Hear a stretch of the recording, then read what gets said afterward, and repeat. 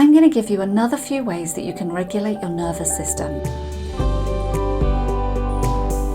Hi, I'm Shelley Treacher from Underground Confidence. I'm a somatic psychotherapist, and I help people to recover from comfort eating and feeling anxious. In the first part, I'm going to talk about the parasympathetic and sympathetic nervous system. I know they're words that you've heard. I thought I'd explain what they actually mean. Then I'm going to give you another few ways to regulate your nervous system. And then I'm going to give you a summary of everything that I've talked about in the last couple of weeks about self-regulation. So I was listening to an interview with Stephen Porges this morning, and the thing that struck me the most, and perhaps I realise this over and over again in life, is that we are always looking out for some threat. I don't think the average everyday person realises this. When we're walking along the street, we're assessing threat and risk. When we're in relationship, we're assessing whether we're safe, whether there's a threat. We do it all day long as human beings.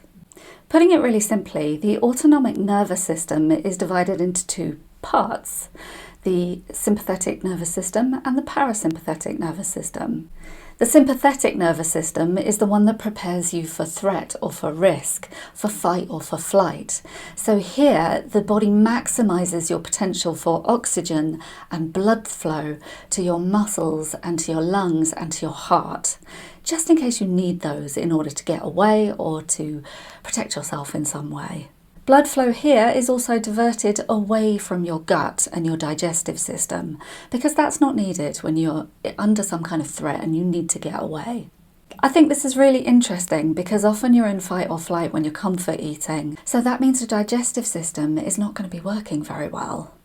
The parasympathetic nervous system regulates relaxation when the threat is over, when you can return to resting and digesting. This interacts with the sympathetic nervous system and tells it that there is no threat anymore. So this is the part of you that I'm trying to help you activate by telling you all about these self-regulation exercises and ways that you can return to normal. It's certainly true that when you overcome comfort eating, when you overcome a craving, or when you're feeling just better anyway so you don't need to eat, that you're in the parasympathetic nervous system. So it makes sense that this is what you might be aiming for. In this next part, I'll talk about a sense of humour and laughing. Interestingly, laughing kicks up the sympathetic nervous system. So it accelerates your breathing and your heart rate. But then as you start to calm down and stop laughing, your parasympathetic nervous system kicks in. Endorphins kick in as well when you start laughing. I am going to talk about chemicals in the brain later, but clearly this makes you feel better, which tells your system that there's no threat.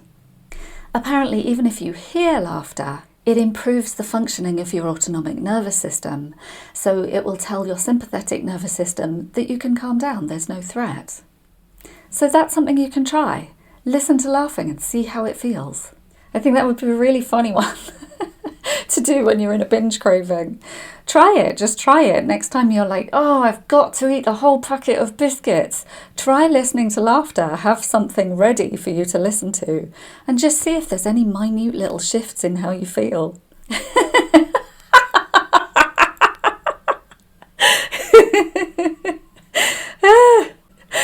That was a genuine laugh because I genuinely think all of this is kind of funny. It wasn't my best laughter, but how did it go for you? I think it's worth trying. I really do. Humming and singing are another couple of things that act in the same way as laughing. So humming in particular will kick in your parasympathetic nervous system and help you to calm down and feel that there is no danger, that you're safe. So I'm going to hum. Would you like to hum with me? This is the weirdest.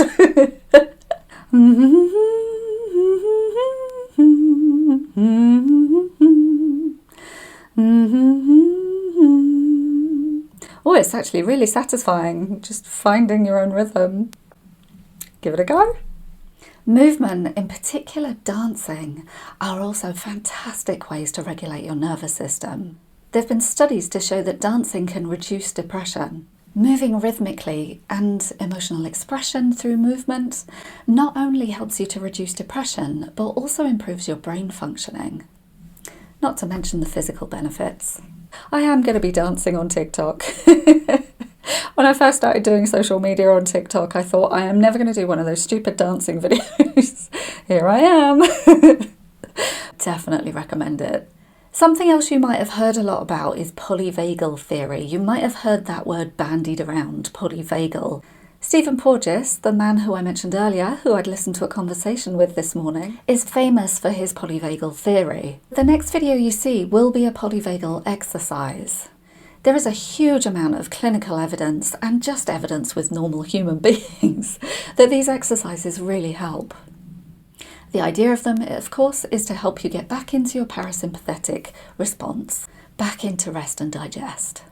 So now I'm going to give you a summary of all the self-regulation things that I've talked about in the last couple of weeks. First, I talked about the window of tolerance. I explained how you have a window in the middle that can increase or decrease when you feel a threat or when you feel comfortable.